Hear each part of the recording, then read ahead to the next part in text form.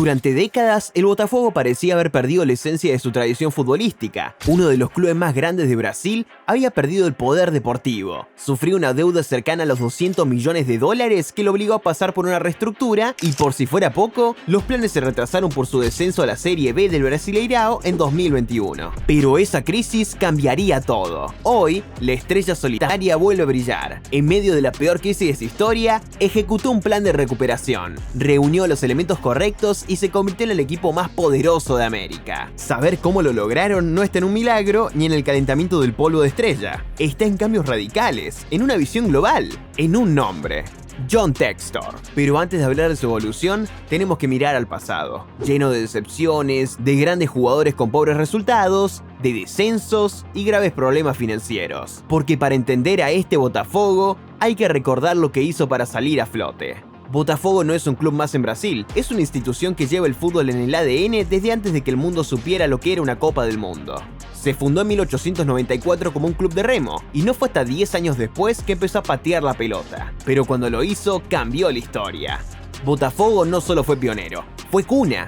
En sus filas pasaron iconos como Nilton Santos, Jairzinho y Garrincha, hombres que no solo brillaron en el club, sino que fueron columna vertebral del Brasil campeón del mundo. Y eso no es casualidad. Botafogo es el club que más jugadores ha aportado a la selección brasileña en toda la historia. Ningún otro equipo en el país, ni Flamengo, ni Santos, ni Corinthians, puede decir lo mismo. Y sin embargo, con el paso de las décadas, Botafogo fue cayendo en el olvido. Mientras otros clubes crecían con jugadores, patrocinadores, títulos y prensa, Botafogo se desangraba entre crisis económicas, gestiones desastrosas y promesas rotas. De ser el club del pueblo y de la selección, pasó a ser el eterno olvidado, el equipo que todos amaban en los 60, pero que nadie temía en los 2000. Hasta que algo cambió. Primero fue la aprobación del modelo SAF, una figura legal que permitió convertir al club en una sociedad anónima de fútbol. Luego vino la compra.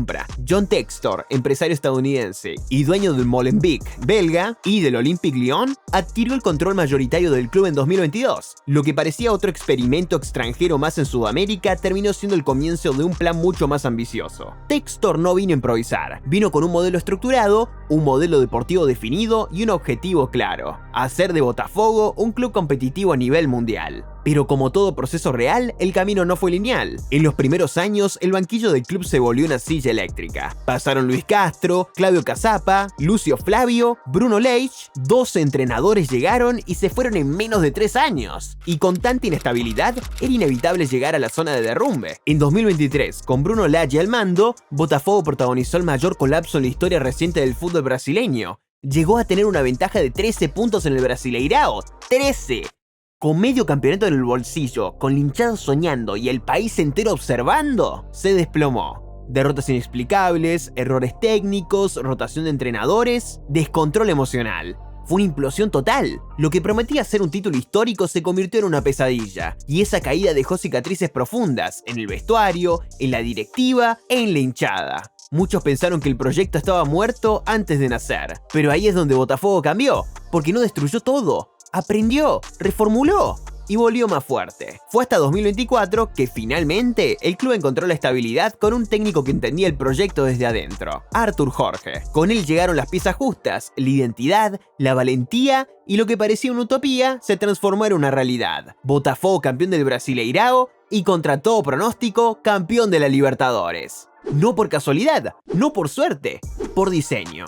Botafogo dejó de ser promesa para convertirse en realidad en 2024, y lo hizo de la forma más brutal posible, conquistando un doblete a pesar de la turbulencia. Lo que empezó como una reconstrucción estructural bajo el mando de John Textor, terminó por explotar con la llegada de Artur Jorge, un entrenador portugués de perfil bajo, pero con ideas claras: orden, presión alta, movilidad y verticalidad ofensiva. El Botafogo de Artur Jorge no solo jugaba bien, asfixiaba, dominaba, golpeaba. Ese año, Botafogo fue el equipo más consistente del continente. Eliminó a gigantes como Palmeiras, Sao Paulo y Peñarol. Y en la final de la Copa Libertadores, en un monumental repleto y con medio Brasil paralizado, venció a Atlético Mineiro con autoridad, 3-1. Fue la primera Libertadores de su historia, pero lo más impactante no fue el título, fue la manera en que lo lograron. Con un jugador menos desde el minuto 2, con la ventaja durante todo el partido, con solo 19% de posesión y solo 3 tiros a puertas de 8 realizados. Casi 3 veces menos disparos totales que su rival, pero con 3 goles en el marcador final. Artur Jorge implementó un fútbol de presión inteligente, de rotación posicional, de duelos ganados. Un equipo que parecía europeo en sus automatismos y brasileño en su desparpajo. Una fusión que no se había visto en Sudamérica desde hacía años. Y ahí fue cuando todo el mundo levantó una ceja. Porque mientras otros clubes gastaban cientos de millones sin identidad, Botafogo armaba un equipo funcional, competitivo y feroz con menos presupuesto que un lateral suplente del Chelsea. Mientras otros insistían en fórmulas agotadas, ellos apostaban por entrenadores emergentes, data y scouting de mercados olvidados. Botafogo dejó de ser el simpático, el nostálgico, el que alguna vez dio ídolos y pasó a ser el campeón vigente del continente con un proyecto moderno que ya empieza a mirar al mundo sin complejos. Pero la pregunta incómoda no tarda en llegar. ¿Esto fue un golpe de suerte? ¿Una buena temporada y nada más? Tras levantar el Libertadores en 2024, Botafogo no celebró como un club que alcanzó su techo, celebró como un club que apenas estaba calentando motores. La directiva no tardó en confirmar lo que ya se intuía. El proyecto sigue. No hay desarme, no hay liquidación de activos, no hay venta desesperada. Todo lo contrario. Artur Jorge, el técnico campeón, dio el paso al costado para dirigir el Al Rayyan qatarí. Y el reemplazo no fue cualquier nombre improvisado. Renato Paiva, que tenía un amplio historial y venía de hacer ruido en México con Toluca, fue el elegido para tomar el timón. Paiva, obsesionado con el orden táctico y la presión estructurada, llega con un mensaje claro: no venimos a defender un título, venimos a construir una nueva era. Y lo más llamativo es que mientras tanto, Europa todavía se ríe. Los grandes medios no cubren al campeón sudamericano, los análisis tácticos globales apenas lo mencionan, y las cuentas especializadas que se deshacen en elogios por los equipos de moda ignoran deliberadamente lo que está haciendo Botafogo. Pero los números no entienden de prejuicios. En 2024, Botafogo fue el equipo con más goles por partido en todo el continente. Lideró las estadísticas de presión alta exitosa. Fue top 3 en posesión efectiva y recuperaciones tras pérdida. Y todo eso sin fichajes rutilantes, sin fichas salariales obscenas, sin escándalos mediáticos. Fichan jóvenes, apuntan a mercados infravalorados, trabajan en un scouting agresivo, confían en procesos. Y todo con un presupuesto inferior al de clubes que fracasan año tras año en Europa. Botafogo no es solo campeón, es un modelo.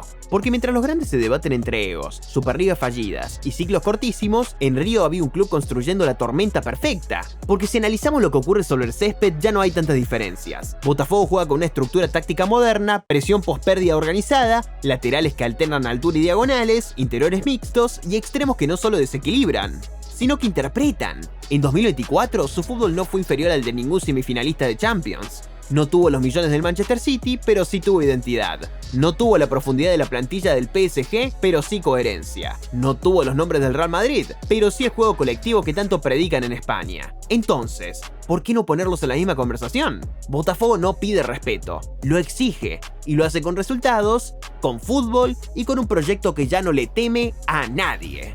El fútbol mundial vive atrapado en una burbuja donde solo existe lo que pasa en 5 ligas, donde todo lo demás es folclore o una anécdota pasajera. Y Botafogo lo sabe, no esperan portadas en Francia ni menciones en Sky Sports. No necesitan que en Inglaterra sepan pronunciar sus apellidos. Tampoco les importa si desde España se burlan de Brasileirao, porque mientras el mundo mira a otro lado, ellos están haciendo el trabajo en silencio. Botafogo es la prueba viviente de que el fútbol no necesita aprobación para ser grande. No buscan que el algoritmo los premie. No necesitan trending topics. Ellos juegan, compiten y ganan. En 2023 los trataron como una broma por dejar escapar el título.